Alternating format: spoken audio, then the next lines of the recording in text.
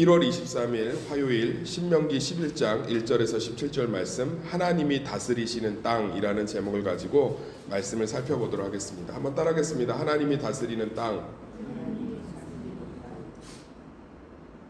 모세가 이스라엘 백성들에게 정말 설교를 통해서 물려주고 싶은 게 믿음이겠지요. 믿음, 신앙생활. 왜냐하면 믿음이 없어서 하나님 앞에서 멸망하는 것도 보았고, 믿음으로 인하여 가나안 땅을 점령하는 어느 정도 이렇게 언저리를 점령하는 것도 보았고, 믿음이 없어서 정말 하나님 보시기에 패역한 길을 가는 것도 보았고, 믿음으로 인하여 회복되고 다시금 새롭게 되는 것도 보았고, 믿음으로 인하여 아파하는 것도 보았고, 믿음으로 인하여 승리하는 것도 보았고. 그러니까 이제 모세는 명확히 안 거예요. 우리 가운데 믿음이 있어야 되는구나. 누구에 대한 믿음? 하나님에 대한 믿음이 있어야 되는구나. 그래서 계속 얘기하고 있는 거예요. 하나님이 너희 가운데 어떻게 행하셨는지, 무엇을 주셨는지, 그리고 그 하나님을 잊고 떠났을 때 어떠한 일들이 벌어졌는지 너희가 기억하라는 거예요. 그래서 우리는 항상 하나님과 함께하는 것이 우리 가운데 가장 소중하고 즐거운 시간임을 기억해야 되는 줄 믿습니다. 생각해 보세요. 제일 소중한 게 뭐겠어요? 내 사랑하는 아내, 내 사랑하는 신랑, 내 사랑하는 연인, 내 사랑하는 자녀, 내가 사랑하는 애완동물일 수도 있고, 내가 사랑하는 것들과 함께 있는 것이 가장 좋잖아요. 그러니까 우리 삶도 마찬가지죠. 우리 삶의 가장 소중한 것은 하나님과 함께 있는 것인 줄 믿습니다.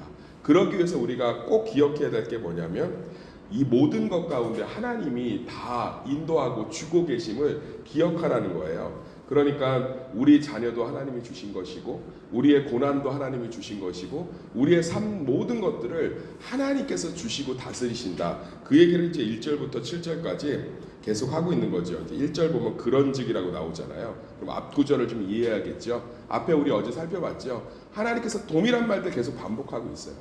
모세가 설교를 보면 계속 반복하고 있어요. 애굽 땅, 그 다음에 광야에서 먹이신 거, 너희들이 반란이나 반역 일으켜서 무너졌던 거, 죄 가운데서 실패했던 거, 이 두 가지 계속 반복하고 있거든요. 그 반복을 통해서 모세가 계속 기억하길 원하는 것은 바로 그거죠. 우리 삶의 모든 것들을 하나님이 주관하고 계신다. 그 하나님 품을 떠나면, 그 하나님을 잊어버리면 우리가 마음대로 살 수 있는 것 같은데 그렇지 않다는 거예요. 그러니까 여기 보면 이제 6절 보면 르우벤 자손 엘리압의 아들 다단과 아비람에게 하신 일, 이게 뭐냐면 모세와 아론에게 반역 일으킨 거거든요.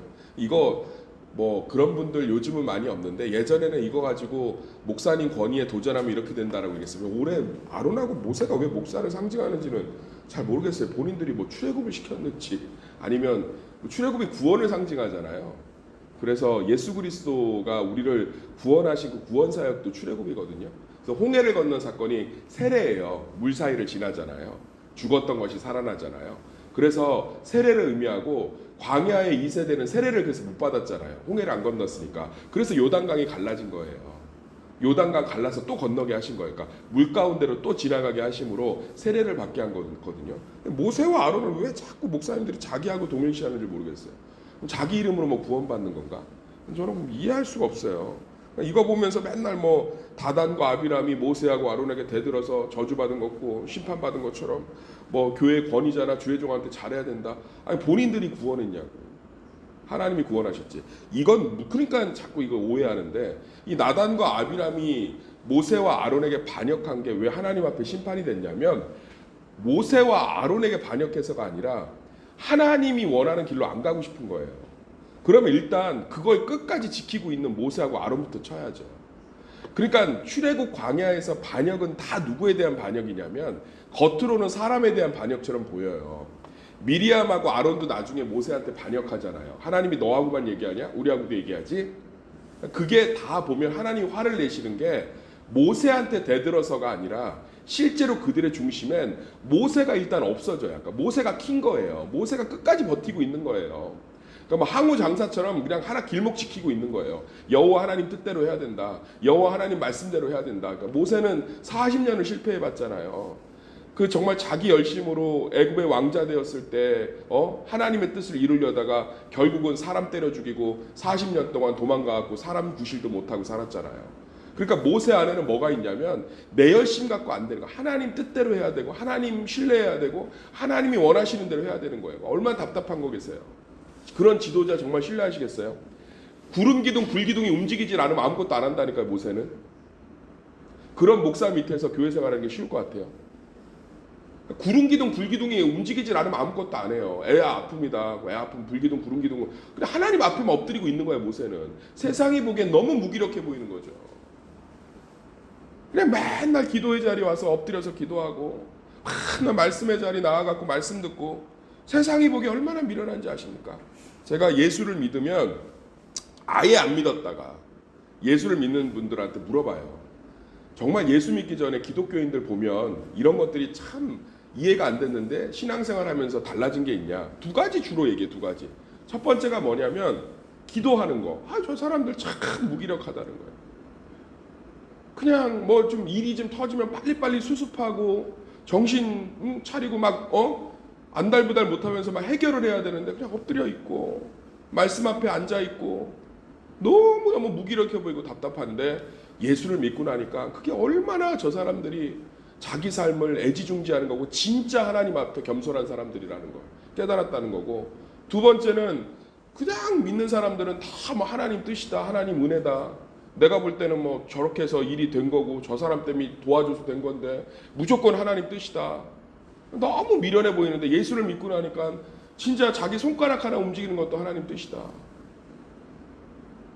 그러니까 뭐 하나님을 인정하게 되는 거잖아요. 모세는 40년 실패해갖고 하나님 인정하는 거예요. 그 안에 내가 주님 그러니까 뭐 다 싫은 거죠. 다 싫으니까 막 그냥 모세부터 일단 막 저기 가는 거예요. 사랑하는 성도님들, 우리 삶 가운데 그 모세를 하나님 뭐라 그래요? 따라합시다. 온유한 자, 친절한 자라고 그러잖아요. 얌전한 자, 순종적인 자. 그런 사람이 아니에요. 사람 때려 죽인 사람이에요. 우리 중에서 사람 때려 죽일 정도로 혈기 넘친 분 계세요? 아니 진짜 제가 얘기할게요. 사람을 때려 죽일 정도로 욱하시는 분 계시냐? 없잖아요. 뉴스에 나요. 욱해서 사람 때려 죽이면. 그런데 모세는 사람을 때려서 죽인 사람이 때려서 거의 뭐 혈기가 어마어마한 사람이에요. 그런데 하나님이 그를 40년 광야에서 꺾으시니까 모세는 그냥 하나님 곁에 서 있는 거예요. 그러니까 모세가 얘기하는 게 뭐냐면 그게 복이라는 거예요. 너희 손으로 광야에서 한 게 뭐가 있냐? 하나님이 바로의 손에서 구원하시고 하나님이 너희를 도우시고 하나님 함께 하셨으니까 하나님 잊지 말라는 거예요. 뭔가 막 해보려고 하는 거예요. 이 나단하고 아비람, 미리암, 아론 이런 고라자손 이런 사람들이요. 뭐 모세가 뭘 그렇게 누렸는데요. 뭐 그거가 절대 아니. 이 사람들 나름대로 현명한 사람들이에요. 반란을 일으킨다는 건 국민적 지지를 어느 정도 받고 있는 거예요. 서울에 보셨잖아요. 어느 정도 군부의 지지를 받고 있잖아. 하나회를 통해서. 그러니까 기반이 있으니까 반란을 일으키지. 이 사람들 미련한 사람들이 아니에요. 세상적으로는 상당히 합리적이고 현명한 사람이에요. 신앙은 그렇게 때로는 하나님만 바라보는 참 미련한 자리에 있는 거예요. 그럴 때 하나님 일하신 거예요. 저는요 정말 안타까운 게 있어요. 실제로는 자기 손으로 다 움켜쥐고 자기 힘으로 다 해결하고 실제로는 자기가 다 해놓고 일이 이제 해결되면 하나님이 다 하셨다. 본인은 알죠. 영적인 찜찜함이 약간 남아있다. 그러니까 문제 닥치면 변함없이 이리 뛰고 저리 뛰고 하는 거예요. 실제로 내가 다 했으니까.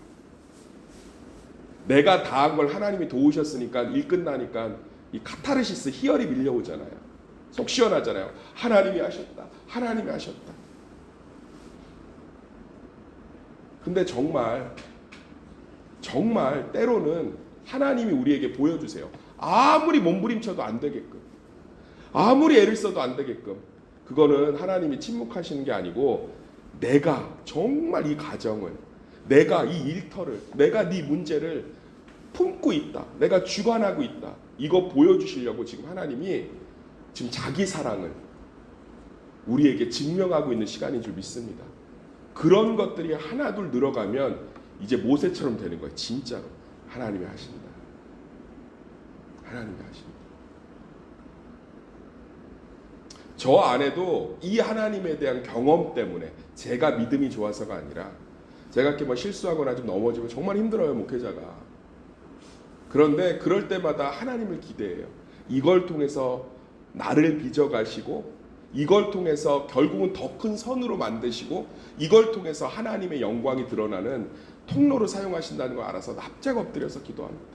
실수하면 하나님 기대하면서 제 믿음이 좋아서가 아니고요, 그 하나님을 경험해서 막 전화하고 막 수습하고 막 어떻게든 해서 수습하고 그래놓고 해결되면 하나님 나 도우셨다, 하나님 감사합니다. 저도 그랬죠. 그러니까 문제만 터지면 막 불안한 거예요. 손톱 뜯는 거예요. 평안한 척하면서 막 머리 짓이기고 있는 거예요. 실제로 내가 했거든. 그런데 어느 순간부터 주도권을 다 뺏어가시더라. 아무것도 못하게. 그리고 나서 이제 깨닫는 거죠. 진짜 이거 진짜 힘들어서 못 해먹겠다. 근데 일이 풀리고 나는 이제 큰일 났다.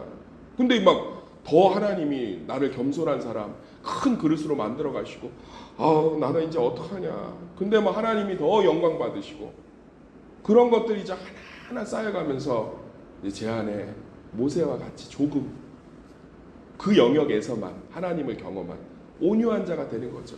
평안하고 실수해도 인정하고 사과하고 엎드리고 주님 소망하고. 할렐루야. 그러니까 실제로는 모세가 지금 속이 타게 얘기하는 거예요. 이게 무슨 얘기겠어? 다 읽어보시면 묵상 너무 쉽잖아요. 오늘 말씀은 모세 설교가 하나님이 다 하셨다는 거 아니에요. 하나님이 그럼 하나님 다 하셨지 이게 아니라 니네들이 그렇게 광야에서 움켜쥐고 니네가 수습해 보려고 했을 때 뭐가 됐니? 그런데 하나님이 먹이시고 입히시고 구해내시고 다 하셨는데 그거 싫어서 내 맘대로 하겠다고 그랬을 때 얼마나 어려운 삶을 살았니? 하나님은 인정하는 것이 너희 가운데 넘치기를 소망한다. 그러면서 이제 8절부터 17절까지 가나안 땅에 대한 축복을 얘기하고 있죠. 이거 아주 중요해요. 한번 따라하겠습니다. 가나안 땅의 축복. 여기 보면 12절 읽어볼게요. 11절 12절 시작. 너희가 건너가서 차지할 땅은 산과 골짜기가 있어서 하늘에서 내리는 비를 흡수하는 땅이요 내 하나님 여호와께서 돌보아 주시는 땅이라. 연초부터 연말까지 내 하나님 여호와의 눈이 항상 그 위에 있느니라. 그러면서 10절 보면 10절 애굽 땅과 같지 않고 너희가 참 좋은 땅이다라고 얘기해요. 가나안 땅을 별명이 뭐죠? 따라합시다. 젖과 꿀이 흐르는 땅.